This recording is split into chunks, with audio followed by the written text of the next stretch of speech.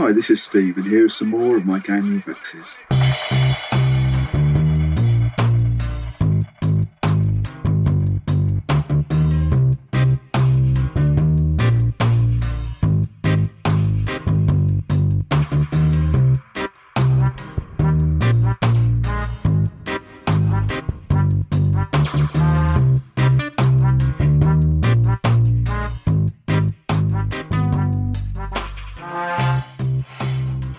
So we're going to have a chat about our experience of playing Savage Rifts. So we have to do the obligatory, which is the introductions, first of all. Normally, who are you? What's your Twitter handle? Can't do that anymore because I've left Twitter because it's rubbish. But if you've got your social tags that you want to add on there, you can do. But we'll start off. So a little bit of and also an introduction to your character in the game. Mark Willoughby, I essayed the role of Amar. Do you want details of what Amar is? Yeah, go on a little bit about it. It's Rifts. Well, it was, and this makes all the sense if you've ever done any kind of Rift stuff. It was a biker cat from Mars, or a biker cat that was a Mars. It gets confused. Very clever. Very clever. Good fun. You can tell he's a creative type, can't you? Yeah, I am still on the socials. I am on Blue Sky, and I am Willoughby Wright on Blue Sky. There you go. I also am on Blue Sky. So there you go. Seems to be quite a friendly place at the moment, which is good. We'll wait for Musk to buy it, and then he'll turn something horrible. Hi everyone, Jim Hawkins. Everyone listening, guys.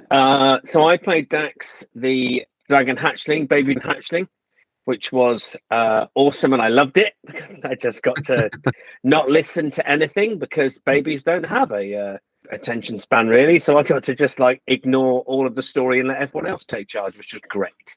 All I had to do was fly around and breathe fire, which he wasn't very good at because he was clumsy. Yeah, because he was clumsy. I mean, he found a way past my armor. Well, we can get to that. So yeah, that was me. I am on no socials because I am antisocial. Like it. Not on anything. John Retty, I played the Cygos Commando Beckett. He was a war veteran of the Tolkien War, somewhat grim, gritty, PTSD, all the likes, and liked to shoot things with a rifle. And he was a soldier, so he kind of knew what was going on with the outfit and the setting a bit more. I'm both on Blue Sky and Twitter, though I don't check Blue Sky often. I'm at Cage Shadow with a K, and I'm on Cage on various Discords. All right, so first of all, it'd be good just to go around with some previous experience of Rifts, really. So I'm thinking about, obviously, we've got Savage World Rifts, which is the current iteration of a pretty long-standing system, setting, really. I mean, I remember Rifts came out, I think it's probably 91, something like that. I remember the hardback with the Splagorthian slaver or whatever it is on the front of it, the slave barge thing. And actually, sort of Palladian Rift is still going. I mean, there's probably about 8 billion supplements out for it now, but it's still going in parallel. I mean, my experience of Rifts, the Palladian version, was I think I played it once, probably about 35 years ago. And I had some sort of scout dude that we got into a town, and my character went out without any armor on, got into a gunfight, got shot with a laser pistol, which did 1 point damage, which equates to 100 points of damage to her, and then got vaporized. And that was the end of my Rift experience as a guest way back when. So John, I think you've had quite a lot of experience of Rifts, haven't you, up to this point? Yeah, I've played a campaign and I've run a campaign using an alternative system. So I got introduced to Rifts about 15 years ago when I first went to uni in Aberdeen, because one of my friends there was an American, because it's much bigger in America, I think, than it is in the UK here. And we played like the Ultimate Edition. I played a Wilderness Scout, so we have themes going on here. And I got a bit bored of it, and my GM let me to respec into a power, like a flight power armor suit guy that I had it stashed in the back of my wagon, my Jeep that I drove around for the party as a Wilderness Scout. So yeah, so I played that campaign for quite a while, and then I tried to run it for my second university group as I moved unis. But I used a GURPS system, and GURPS was a bit rough because we found out in retrospect we didn't have the tech level quite right. Mm-hmm. So there was super guns, but not super force shields. So everything went a bit like what Steve said. It's like, I'm going to shoot you with a gun. I'm just going to disintegrate if I just roll minimum damage. So is there an official GURP setting, or was this the one you No, just? that was just I would okay. And I've got a few of the Palladium Christmas bundles. Mm-hmm. That I don't know if they still do them, but I've sort of got signed books. I've got Psyscape for the Psy Ghosts. Right. I've got the Cyber Gods and a few at Wild West and a few other things like that. So I do enjoy it as a setting. I suspect you may have the broadest knowledge of Rifts of all of us, but and that certainly came through because you helped to fill out the background when we were playing the game, which is good. Jim, what about you? What's your experience of Rifts, the Palladium version, really? Zero. Really. I've never played Rifts. I obviously had heard of it because everybody knew about Rifts, because the word gonzo was obviously used a lot with Rifts, and I'd been in groups where people had discussed, like, having a glitter boy and a homeless man in the same party. So, and and Palladium being Palladium, because I've played Palladium before, it being wildly unbalanced, and Kevin Sembieda, the ultimate kind of sort of originator of the Palladium system, not really caring about balance. If he's honest, he didn't really care much. So I've been party to a lot of those conversations. I played Palladium originally, the original Palladium fantasy system, which is its own special thing. And Teenage Mutant Ninja Turtles, I have the rule book for that, which is actually pretty. The actual character creation rules in that are pretty good. And I actually played it at Owlbear TMNT. There was a game run, so I dived into that with both feet. But yeah, so that's my experience of Rifts is not much. And so my first time playing it was Savage Rift. Well, if you imagine the extent of John's knowledge, and then imagine the opposite, the inverse, then yeah, you get an idea. So no, Rifts to me is one of those things that's whispered in dark corridors where they go, "Oh, Rifts, you want to stay away from that. That's that way lies madness." So a bit like Jim, Palladium role-playing game, the fantasy version, had played that, was aware. I think I was probably at least 1 foot in the deep freeze by the time Rifts came out. And then by the time I came back, it was just talked about in haunted terms. Yeah, so I mean, I played a bit of the Palladium fantasy version. Essentially, the rules, it's a D20 system, isn't it, really? And I think, from what I recall, I think the system is very similar for Rifts, Palladium Rifts. It's, you need to go with the flow, I think. You just need to go, and I think we've broadly got an idea what's going on. It's not nailed down as such. And again, I think that the power, it doesn't scale as well into Palladium Rifts. So I think it was famously not unplayable. I think any game's playable, but it was always seems to be a challenge. And so when Savage Worlds Rifts, I think it was a Kickstarter that came out, and then they said, right, we're going to take the system. We've got Savage Worlds. We're going to produce the Rifts version, and then they sort of moved the timeline forward. And so they introduced this thing called the Tomorrow Legion, which essentially is a bit of an excuse for parties, diverse characters to go out and do stuff, which I think that was a lot of the issue with Rifts, is what do you do with it. But Savage Worlds, I mean, I played once in a game that Dirt the Dice from the Grognard Files podcast. I know everyone who listens to this podcast obviously already listens to the Grognard Files. If you don't, by some weird, if this is the first podcast you've come to by some weird reason, go there first, listen to all the episodes, and then come back. Anyway, so Dirk ran it in his particular inimitable style, which is fast, furious, flexible. We had fun. I'm not sure how Savage World it was, but there you go. What about you guys in terms of Savage Worlds? Any experience with Savage Worlds? We done a single sort of taster adventure during the pandemic with my Aberdeen group. It was sort of a Victorian era occult investigation. Right. So I did about 4 sessions of that. Okay. So you got that's about all a reasonable. I think it was. Yeah, I don't think it was Suede. I think it was just before that. I've got a feeling. I think we just used. Was that Rippers? Was it? No, it's just when my mate just ran it on the fly. It wasn't anything specific. I played an old Wild West guy that had just basically come back to London and was shooting occult things in London. Why not? That's what it was. Jim, it sounds as though you've got a little bit more experience with Savage Worlds.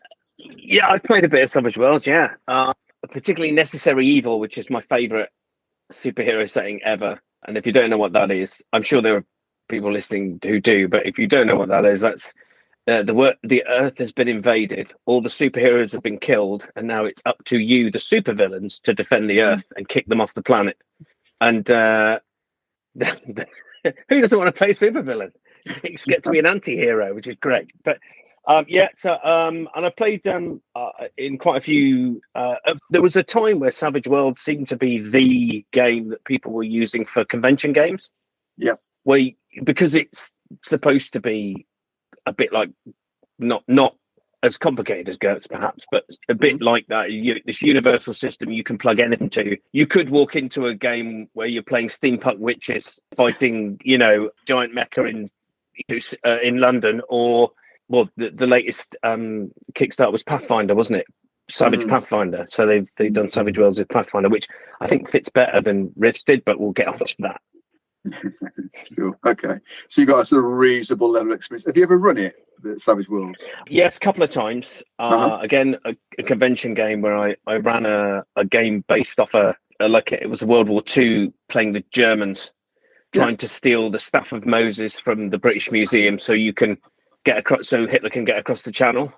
Wow. But I made it so that we won't get into that because we could talk about our own games all day. Can't we? That's all right. But you've been on both sides of the fence in terms of, sort of playing and running. Okay. What about you, Mark? Very little. So I was at the beginning of a Deadlands game, which sort of kind of petered out. And it's one of those things that I suspect I may have played it, but not quite knowingly. By stealth. But yeah, nothing really. Not much. Okay, all right. So I suppose let's think about, obviously, because Savage Worlds generic systems. Really, obviously the setting was Rifts. So for those who've sort of come to Rifts, a little bit of knowledge, but not an awful lot. What do you think of the setting? I suppose. What was the play experience? Like, obviously, we're going to talk more about the rules, but what did it feel like, the game itself? Did you think it was, in terms of the setting, the background, was it good fun? Did it just seem completely crazy? What are your thoughts? I mean, both of those things. Yeah, I think those two things go together quite well, actually. It's just, once you kind of lean into it and go, oh yeah, okay, no, this is supposed to be nuts, then just the setting, I like the setting. Yeah, because you can have anything in there, right? I mean, you can. Yeah, that is the whole point. You can literally have anything at all. And in fact, there's various books, I think, from Palladium, which just mean you can put anything out, any of their games, and put it all in there. So it's the original kitchen sink setting, I think. It really is. It really is. We didn't touch a lot of it, to be honest. God, no, we didn't have enough time. Yes, and I think that's one of the issues. There's too much, basically. Okay, all right. So, for those who come and read to you, it was good fun. Like the setting, that was okay. Savage Worlds Rifts, as I understand it, was that the whole purpose was to make Rifts playable. Okay, right. So I'm just going to open it out now. What do we think? Did it? I mean, do you think Savage Worlds enabled you to have all the things? So the characters you had. Obviously, a wide variation of a dragon. We had a sort of a cat person riding a motorbike. We had sort of a grim and gritty sniper. I mentioned we had Cornelise as well. I know he can't Cornelise, be here tonight, but we did actually have a fourth character in this game. We did, absolutely. Unfortunately, missing tonight, which was like a lot of he missed quite a few sessions. It felt life got in the way. Of course, yeah. Which we did have a mind melter for people that know Rifts, our iconic class. Yeah. So he was meant to be our big power hitter. Unfortunately, he often couldn't get anywhere close enough to use his powers. Yeah, unfortunately. So Cornelise was, I think, in his 80s, the character was, so he's just very, very slow. He couldn't walk anywhere quickly enough. So it's like my driver. Yes, he was good at driving. So drive me close so I can use my brain on him. That's what he used to do. So. Yeah. So Savage Worlds, again, supposed to make Rifts playable. How far do we think it got? So for those of you who played Rifts before, how did it measure up? For those of you who haven't played Rifts before, what was the experience like in terms of how Savage Worlds did it? And I'm just going to open it out. Say what you think. So with no Rifts background. I don't think it solved the misscale problem. Now, this is the thing with Rifts. You can have a dragon fighting a giant mecha and a cat with a gun. I mean, there is a distinctive imbalance. It's supposed to have that imbalance. I was never fully comfortable that worked. I mean, you think that with a kind of, I'm a GM as often as I'm not, and you think, crikey, if I had to balance this, if I was having to kind of judge this at the outset, what would be a balanced encounter? I mean, it's almost impossible. Was my perception. Yeah. No, I think that's fair. I think, yeah. I mean, the whole point about Savage Worlds Rifts is it doesn't balance, and really Savage Worlds, I don't think you need to balance it too much unless you really go down quite a gritty route. I mean, what Savage Worlds does do is it gets rid of I've taken 1 point of damage from a laser gun, I'm dead because I'm not wearing my mega damage armor. It has gritty damage, so characters can still take a beating. So, if you get shot with a mega damage gun, you still got a good chance of surviving. Again, with Benny's, the Savage Worlds use, so really survival characters. So I think it addresses that sort of things. But yeah, I mean, with the best will in the world, I think if you tried to balance Rifts, it wouldn't be Rifts anymore because it's inherently unbalanced. I felt me and Mark were very squishy. We were both what's called Mars characters, which are sort of the peasants of the Rifts classes, shall we say?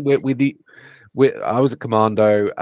Mark was a wilderness scout. So we're basically mercenaries, adventurers, rogues and scholars. Rogues and scholars. Yeah. So these are your sort of generic classes that they don't have superpower. They're not superheroes, basically. So the idea is that you have in Savage World Rift, you get more advances to begin with. So you start as a higher level. But that didn't make much of a difference. If a strong wind blew in our direction, we took a hell of a lot of damage compared to the baby dragon. That would just go, yeah, I'm fine. Absolutely. People used to shine lights on me, and I'd go, "What's that?" Shooting lasers at me. I'm like, "No, why are you shining lights on me, man?" Yeah, we were wearing armor. We had mega damage armor, mega damage guns, but compared to the dragon, it was just like, if an enemy actually genuinely hit us, we were in trouble. Yeah. I remember we were playing, because we used Foundry to play this, and remember we had one combat. So we ran through the Garnet Town Gambit, which is the sort of the introductory scenario, if you like. We ran through that, and we did a little bit. We sort of made a start on the Ex Machina campaign, which is out of the Empires of Humanity supplement for Rifts. When we were playing the Garnet Town Gambit, we had one where there was a battle suit. We were sort of shooting rockets and things, and we were using Foundry, and we didn't believe what it was telling us. The amount of damage. That can't be right. That can't be. It can't be doing as much damage as that. Essentially, it would have been. And I mean, that dragon would have been dragon meat. Essentially, if we'd have actually believe what Foundry is telling us. And we couldn't scratch it. We were shooting at it. We were doing cool shots and stuff, and we were just bouncing off it because. Yeah.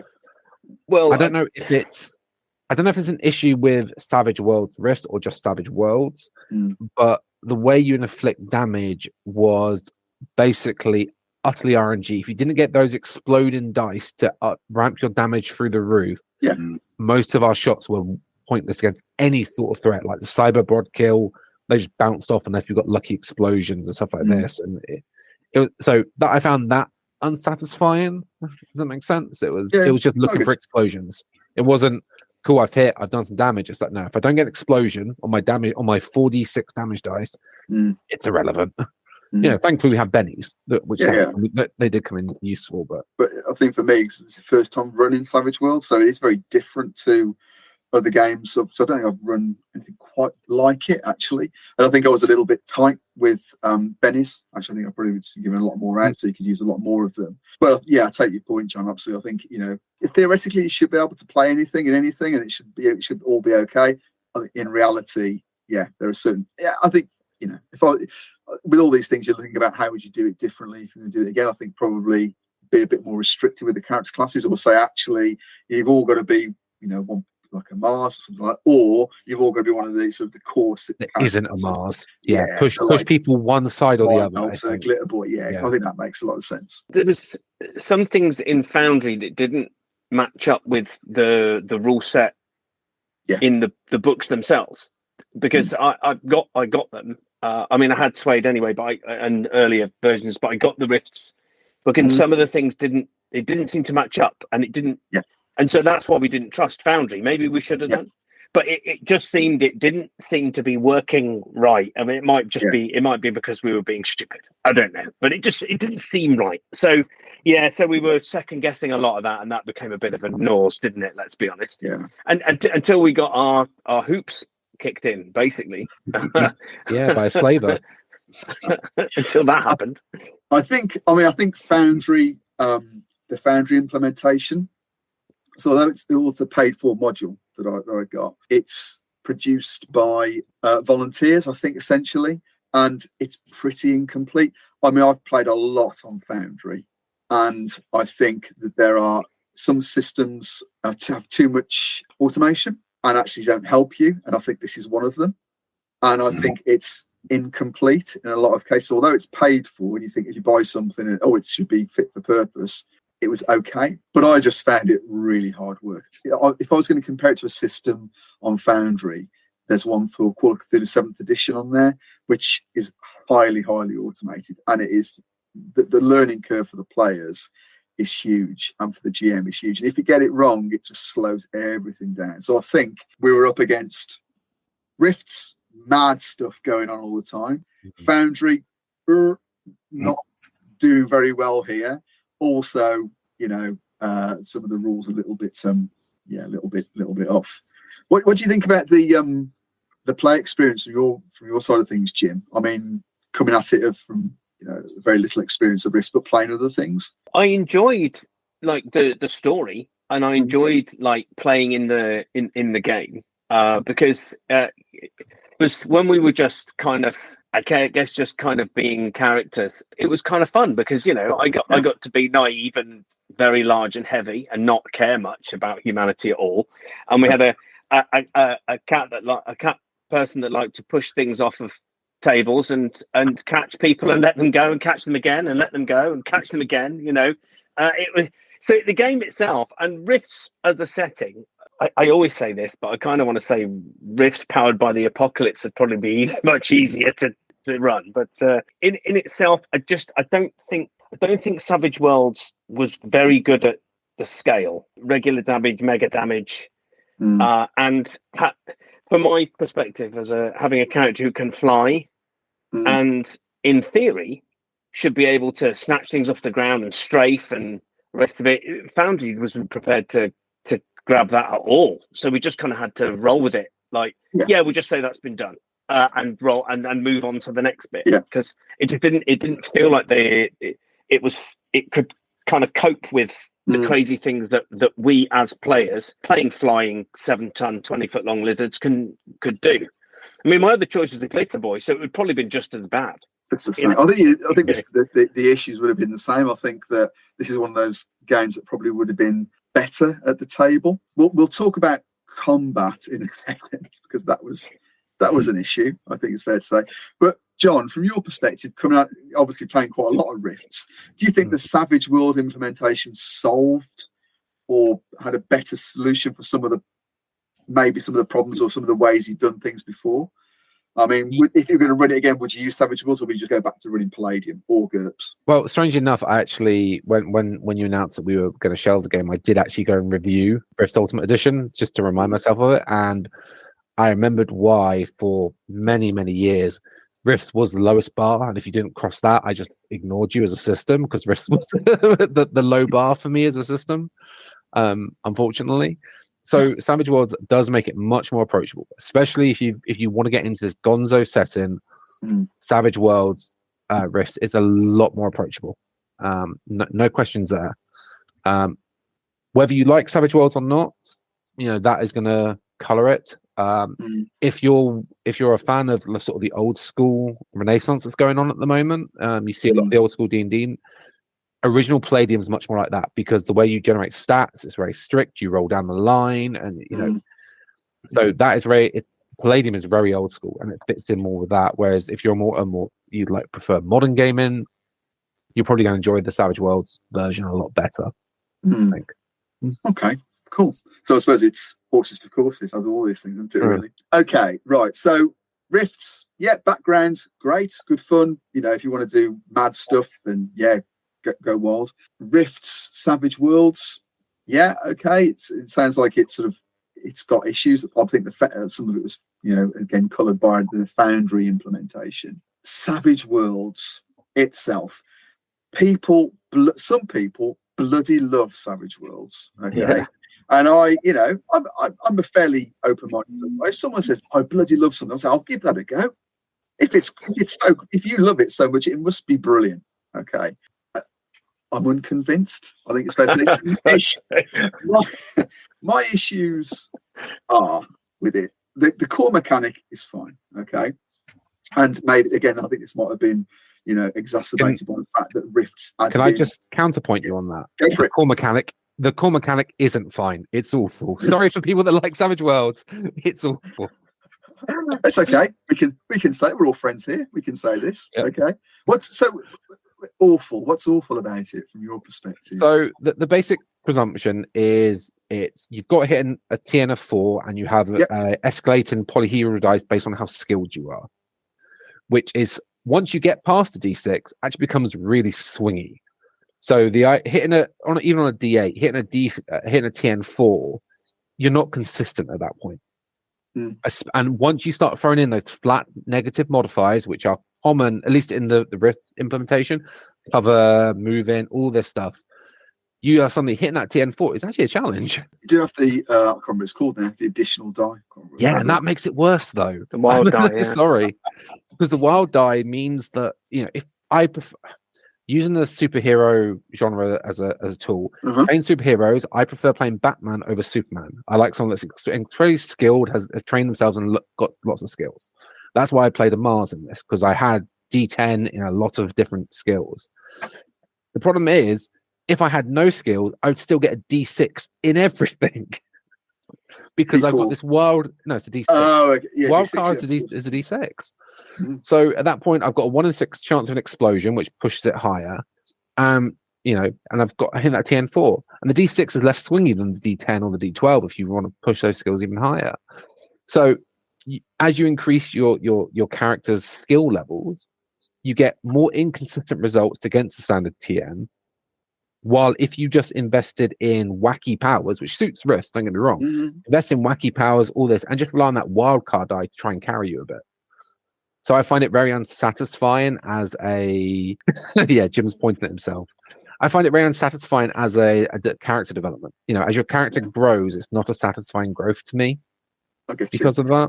I suppose that the fact that you've got bennies in there as well, all the re-rolls, and it's very, in theory, you should have loads of bennies coming your way, so you can do loads and loads of re-rolls. It does weird stuff I'm not really into the maths of this sort of stuff. I mean, I suppose when I say the core mechanic's fine, I could understand it. What am I saying? So, it's a simple point. My one other issue I take with the system, the way the skills, again, I'm a very skill focused GM, as you can tell. Okay. the game still tries to retain the classic attribute plus skill relationship, but because you're only running a single polyhedral, it has to work out how to jam in the attributes to connect with your skill, and it does that by effectively your attributes become a cost buy-in system. If your skill is above your attribute, it's more expensive. If it's below your attribute, it's less expensive. And I don't like that because it really awards metagaming and system mastery. And it doesn't try to be fair anyway, this system. But when you've got a big group and you get a couple of players that read the rules really well and they can just really get the most out of the system. I call those people cheats. If they read the rules. I don't. I mean, I've got friends that are communication satellite programmers, chemistry and analyzer programmers and all this stuff. So they read the rules and they understand how to utilize them. And then the second half of my regular group barely look at a rule book. They just want to tell the story. And the dichotomy you get is just, it gets worse and worse as the game goes on. If you have a long-term game like this, I wonder if it fits Pathfinder really well, because Pathfinder is traditionally one that's rewarded system. I've never played Pathfinder, but I played D&D. But I know from talking to people that it rewards like system mastery and really sort of min-maxing your character. Pathfinder, as we all know, is based on D&D 3.5, yeah.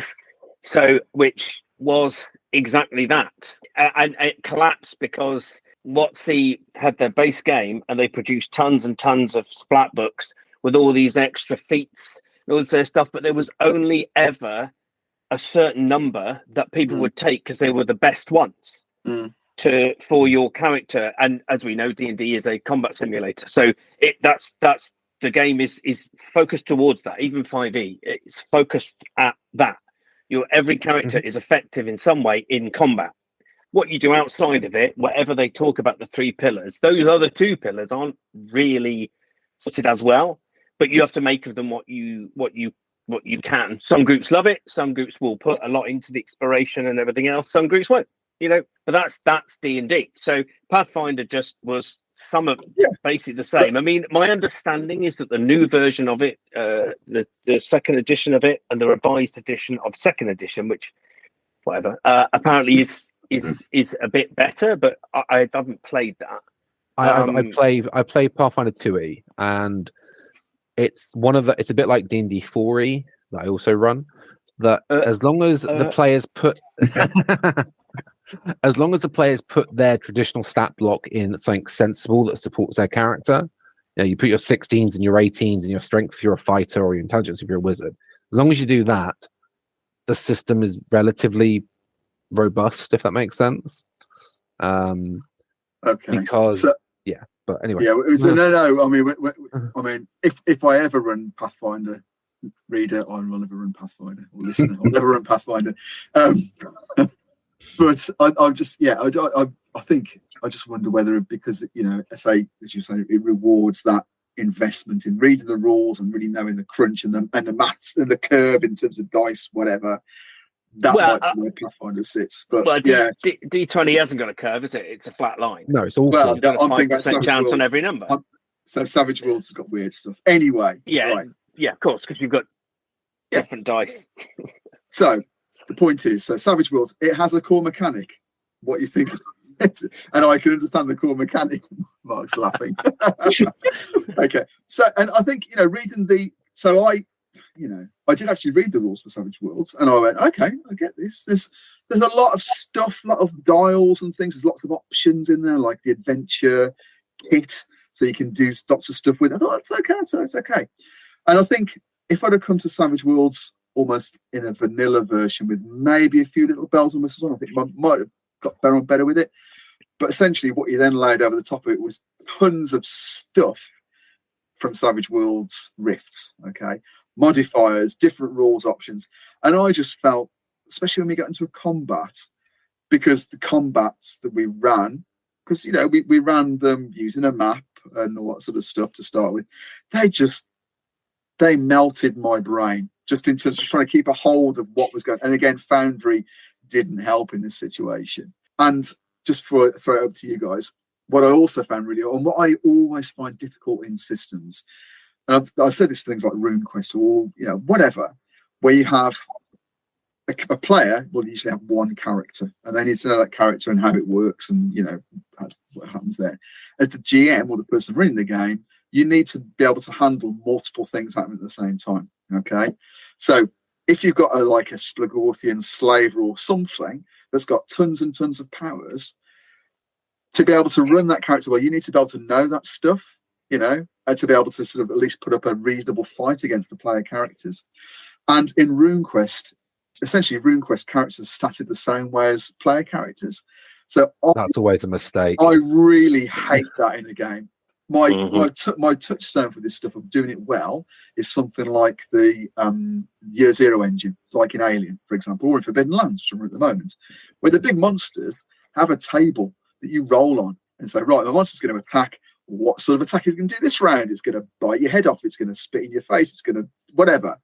But you don't have to choose Dragon Blade does it. that It as well. does it for you, and it's so much easier. And I just thought the combats were painful. They were What long. do you guys think?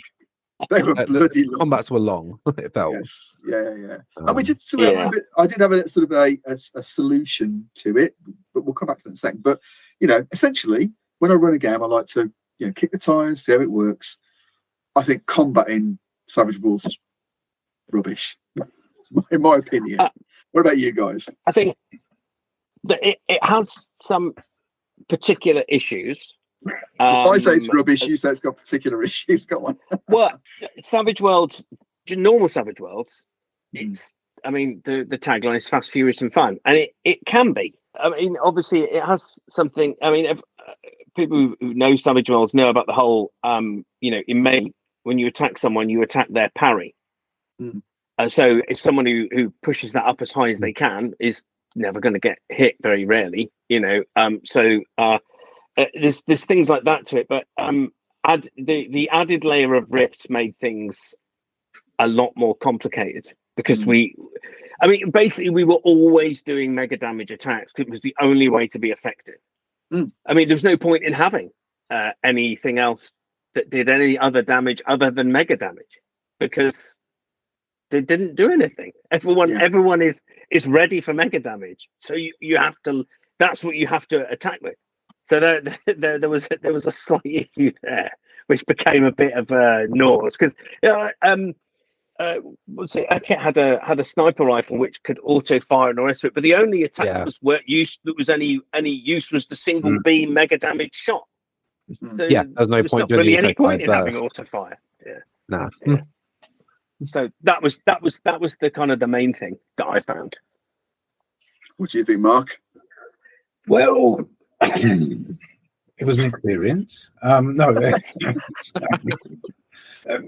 the first thing to say, just because otherwise this will sound very negative, but I had fun in every combat session. Oh, yeah, we had fun. I really did. It was a good laugh. We had a good time with it, even if sometimes we had no idea what was going on. But it was, that sort of feeling of hopelessness where you kind of go, I don't know what to do. I mean, there's no point. I think John said it earlier, you're just waiting for that exploding dice. You're just praying for it to appear because otherwise you're doing nothing. And when you're doing that on mid-level henchmen,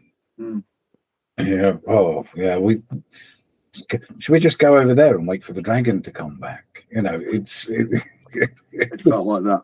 Yeah. Well, the infamous combat we had against the Splagorthian slaver and his minions, his Antaran warrior women or whatever, where we basically failed nearly every roll and every reroll. Yeah. I must have failed about 10 times in a row. And so you're like that, well, okay, next player. All Benny's gone, failed every Benny. I mean, that's crazy. But that was like you said, Mark, that was just getting a bit much. Yeah. I think that was that whole session. I think you fell down at the start of it and you simply could not get up. They stunned him. They attacked him not via his armor, so he couldn't use his full-on tank toughness. Yeah, that was the Savage Worlds kind of stuff because I had multiple conditions being put on me every round. So you'd just get out of one condition and have it immediately put on you from something else that had already happened, and it would just became a domino effect. But that's just an idiocy of the rules, which were unfortunate. I had a perfect storm on me at that point.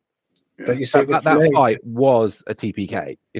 Let's be fair. If Steve hadn't going, okay, guys, we're going to go into narrative rules now. We're going to back out the combat ruels. That would have been a TPK because Amar was unconscious on a sky cycle. Dragon was captured. I'd been disarmed while Connolise was doing donuts trying to save the refugees, and we were like, we were enjoying it. We're like, well, I'm loyal to Castle Refuge. I'm loyal to the refugees. The baby dragon was loyal to me and Amar because we had picked him up. And it's like, well, we can't abandon these people. We've got Amar unconscious in the sky on a sky cycle that we need to somehow retrieve. It's like, there's no way we're getting out of this. I did sort of finish that session thinking, I've got to try and find. Well, first of all, make it fast. I mean, Jim was furious, so we had that ticked. Okay, but I thought we need to find a bit of every failure. we need to find some fun in here as well. So the next session, as you say, John, we sort of said, okay, let's go to like a quick encounter role. So I think, Savage Worlds itself, I think, I've heard of other people who've run games or series of Savage Worlds where they've never actually used the full combat rules. They've only ever used quick encounters because it's very narrative. And I get that. I think that makes sense. But I think there's so much time, spent sort of setting out the combat rules and how it works and this, that, and the other, that you think, actually, you want to try this and you want it to work. I mean, my benchmark prior to this for really long combat rounds was against the Dark Master, okay, which is a sort of revised version of MERP, really. Okay. Combat, that took a long time. And then I thought, Savage Worlds would be a nice release for this. Oh, my word. No, I would much rather run a MERP combat, okay, than Savage Worlds in its entirety. And again, that's my experience of the rules. It's probably Foundry over the top of it. It's probably Savage Worlds, exponentially increasing the amount of stuff happening. Okay. I think partly it was we talked about it before, our party comp. We didn't have a hard hitting party really. No. Me and Mark's characters are meant to be out of combat specialists. That's what it even says on the description. Yeah, the iconic frameworks of the combat specialists, the Mars is you're meant to shine outside of combat doing other things. So really, we just had the baby dragon and the mind melter when he could make it. So maybe that was part of the issue as well. Do you mention anything the mind melt? And this is nothing against Matt, who played Cornelise's. No, it's just character. The ranges. I think it's, that you just didn't. You could wheel me closer because I can't run fast enough to catch anything because I'm an old man. Well, the gun ranges were the maps was huge. I remember when we had the fight at the Rift. Because you showed it to us, and then we paused till next session. I was like, I'm looking at it thinking, we're freaking miles away, and I was concerned how big the map was. And then you said, you scaled it down by half because by default the ranges were huge, and then Sonic Powers have you have a number of feet equal to your spirit. It's like, well, my gun's got a range of 24, your spirit is 10, and I feel like I'm not close enough. Well, my metal's not going to do anything.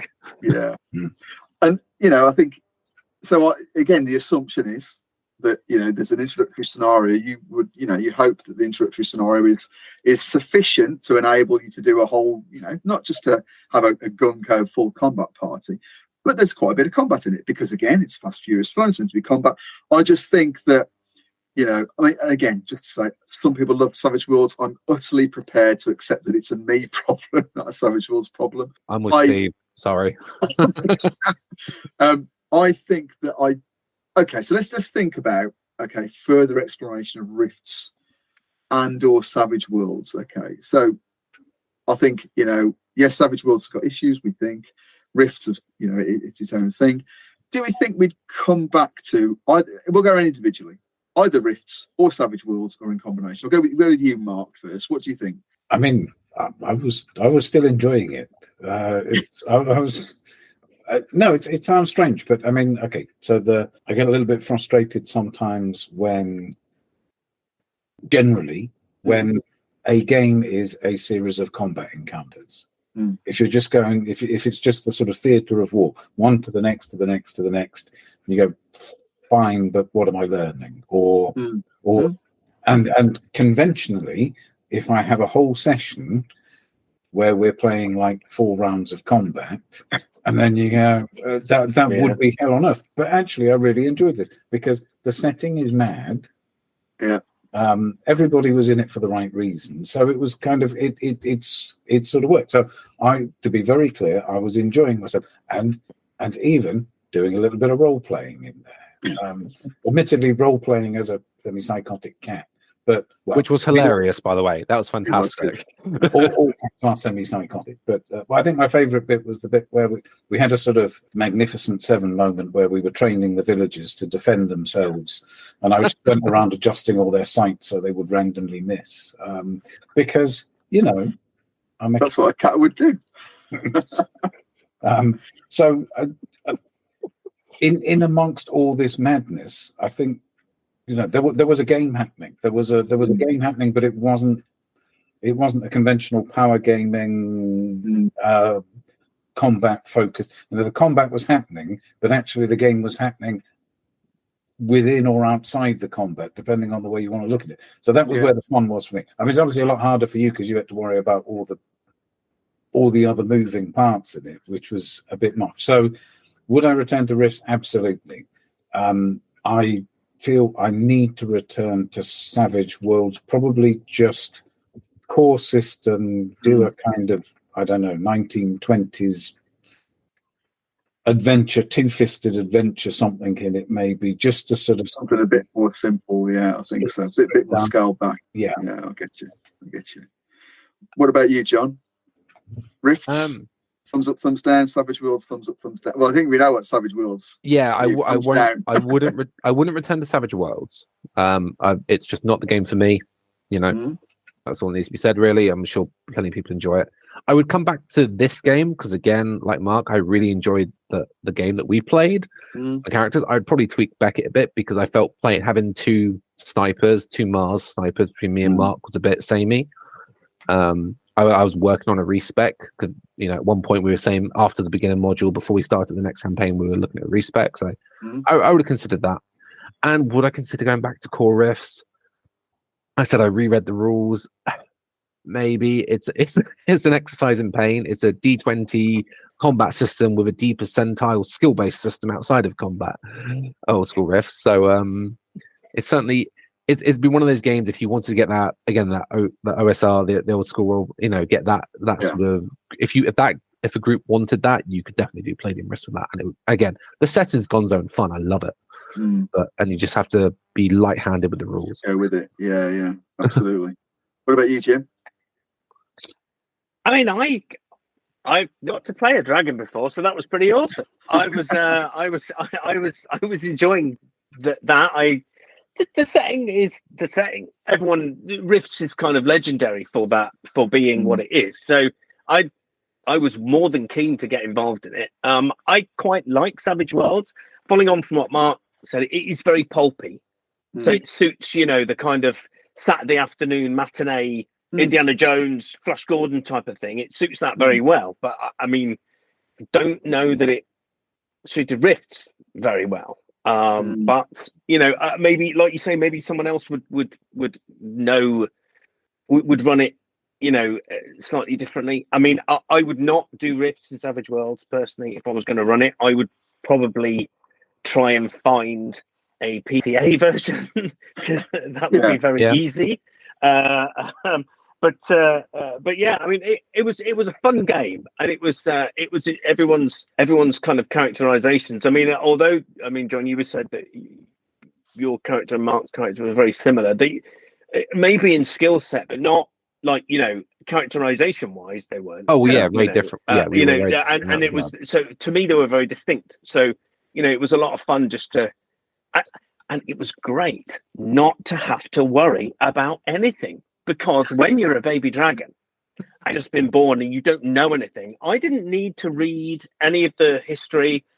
So I didn't care. I just let everyone else fill that in. John was a font of knowledge, and I could just sit back and let that wash over me and either listen or just not. It was great. That was fantastic. No, you know, it was a good. I mean, with all the games I've played since I came back into the hobby some 6 years ago, they've always been fun, and this was no exception. This is great fun. You know, you guys, great to play with. I think, you know, Rifts, interesting background. I think I'm with you, Jim. I'm not sure that Savage Worlds, unless you're really familiar with it, in terms of you've played a lot of Savage Worlds, so you've got that sort of almost that conceptual framework you can then hang the extra bits on. Yeah, I'm willing to accept certainly that it's probably my lack of familiarity with the rules, but I'm not sure that Savage Worlds is the right one anyway. I do want to come back to Savage Worlds because people bloody love it, and there must be a reason why people bloody love it, and I want to try and find out what that is. So one of the things I'm going on my list is to run. Remember the Dark Future from Games Workshop? Remember the Dark Future? Oh yeah. The board game, isn't it, or something? Yeah. So I'm gonna run or try and run Savage Worlds Dark Future basically at some point, which is basically like a Mad Max type game, but it'll be really scaled down. So it'll probably be like core Savage Worlds with a few bits added on, we'll give the chase mechanics a really good run out because it'll be vehicle combat with a bit of magic thrown as well because there's like demonology and stuff going on. But anyway, so I am going to revisit Savage Worlds. I love the books, Savage Rifts. So I'm going to keep them. I mean, I've always liked the idea of Rifts. Maybe I'll come back to it in like 2 or 3 years' time when I've got my head around Savage Worlds a bit better. And you'll all be very welcome to come and join me as we sort of explore the glory of Rifts a little bit more. But I think that's where I am with it anyway. Right. Any final thoughts before we knock it on the head? Thanks, Steve, for digging into it and running it for us, because I can only imagine how the moving parts you kind of had to think about. I mean, there are overly complicated games. GURPS can be, because it's toolkit. If you don't know what to put into your game, it can be a bit over much. Hero, wild talents to a certain extent, things like that. But I mean, Savage Worlds is supposed to be, like you say, the core mechanic. You've got to hit a 4. So in theory, but with all the added stuff put on, thanks for giving it a go and letting us go and play around with it. My pleasure. Well, them's the rules. You see, you buy it, you play it, or run it. That's how it works. It's usually the case, isn't it? You buy the stuff that you want to play, but you end up running it. Yeah, well, to be honest, that's how it goes. I like running games anyway, and so every time I'm going to a game, I always like pulling out things. So the things I learned from Savage Worlds is the quick encounter stuff. I really like that, or the dramatic encounter, whatever they call it. I like that mechanic, and I've used that in other games since. So every game I come away from, I always have like an extra thing to put in the toolkit. So even though Scum and Villainy, that's off the list, but I do use in most of my games clocks now. Every game's got a clock in it, just because I like it as a mechanic. It's really cool. So I think I'm thanks for playing. I enjoyed running it. I think Foundry probably the implementation is not as good as it would be. Let's commit to running it in person at some point in the future. That's as vague a commitment you're going to get on it. There you go. Right, on that vague specific note, take it easy. Thanks very much. Well, thanks very much. Thanks. Bye, guys. Bye-bye. Thanks for listening to another exploration of my gaming vexes. If you've got any thoughts you'd like to add to what you've heard here, or a gaming vex of your own you'd like to offer up for discussion, you can get in touch with me on Blue Sky via @orlanth.bsky.social or via Discord as orlanth.vex. Until next time, may all of your games be free of vexatiousness and be excellent to each other always.